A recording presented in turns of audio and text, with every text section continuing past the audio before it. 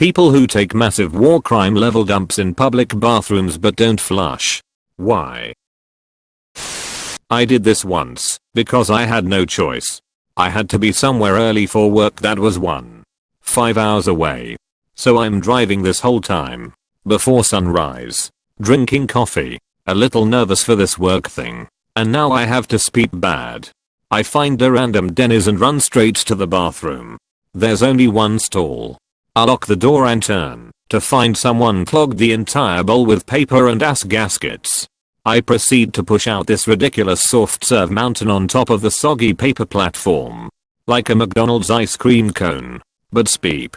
The entire pile is above water. I had to hover and wipe just to avoid touching it. I had no choice but to top it off with a blanket of speep tea paper.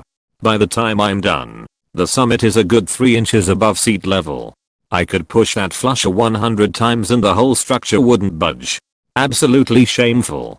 If anyone here is a Denny's employee in Northridge, CA that had to deal with this, I'm sorry. I would love it if another comment tells their side of this completely separate from yours.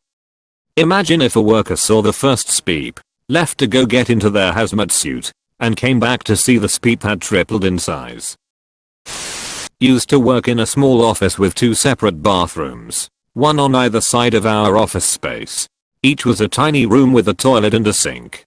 There was a guy who without fail, about an hour or 2 after lunch, would decimate one crime scene level mess, with the odor as well, and that odor would waft outward to the nearest cubicle residents, who complained daily. He never flushed. And his excuse was that he'd read how toilets create an aerosol effect when they're flushed, which sends a cloud of mist into the air, and he refused to endure that, because who knows who else used that toilet. Which meant someone else got the honor of being sprayed with his leavings. Boss told him he had 2 choices. Flush and spray Lysol generously, which truly does little to abate the stench, or use the facilities somewhere else. I'm sorry to say he chose to go to the nearest fast food place instead. To those valiant McDonald's employees, I'm so sorry. You did not deserve that. OMG, my office at my old work was directly across from the toilet. There were 6 of us in that building and it didn't take long to figure out who our terrorist speep to was, because she came in at 8 and was in the bathroom by 830 without fail. At about 840 rolling stink clouds would permeate the complex, my office being hit the worst.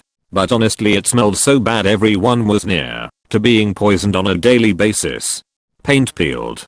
Plants withered and died in the wake of the gas cloud.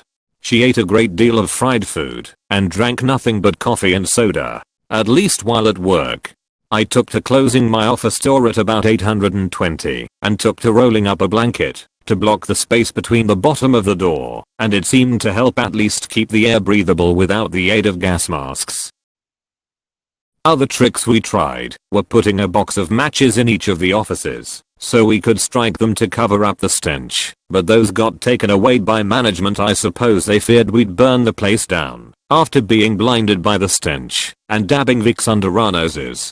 It was truly the worst speeps I'd ever smelled, and I don't know why she couldn't retrain her bowels to erupt earlier before she left for work. Her husband probably threatened her with divorce if she didn't find someplace else to poop. NGL, your coworker sounds like pestilence. As a janitor, I'd like to know the answer to this as well. Also, why poop in the urinal? Speepta was full. Merry Christmas. For me, I get confused when there's no paper, and no way in hell they had a Gastune defined. You don't know it's a ghosty without paper. They flushed once. The paper washed down, but the log didn't. Yep. There's a certain consistency of floater that will just unravel itself from all the toilet paper and hang around for infinite flushes.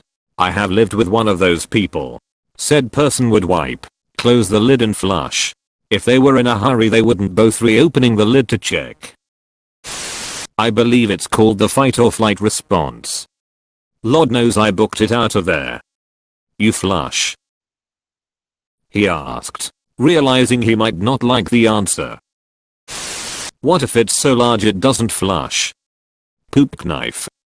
Quick military story. I used to be a missile officer in the Air Force. a couple hundred times 392 to be exact in the mid-2000s. I went out to remote sites and commanded nuclear missiles, etc.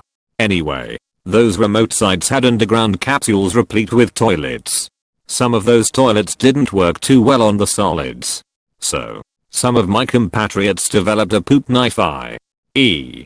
a button knife stolen from the site's kitchen tied/taped to a plunger handle. We used the poop knife for months, maybe years, can't remember exactly. But it cut a lot of speep down to size. Unfortunately, towards the end of my career going to those sites, that peeping gross knife disappeared, and it was theorized that it went back into kitchen rotation. If I had to guess, it was a departing officer's way of saying peep you to some pretty frustrating, stressful duty. Everybody was wary of every butter knife for months.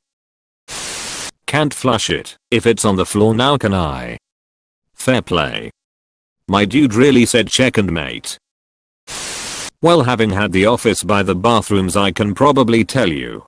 Mostly they just don't know that it didn't go down. Epic filled bowls take more than one flush, and some people's mothers didn't raise them to check their flush. They just get up, hit the lever, hopefully wet their hands, and leave.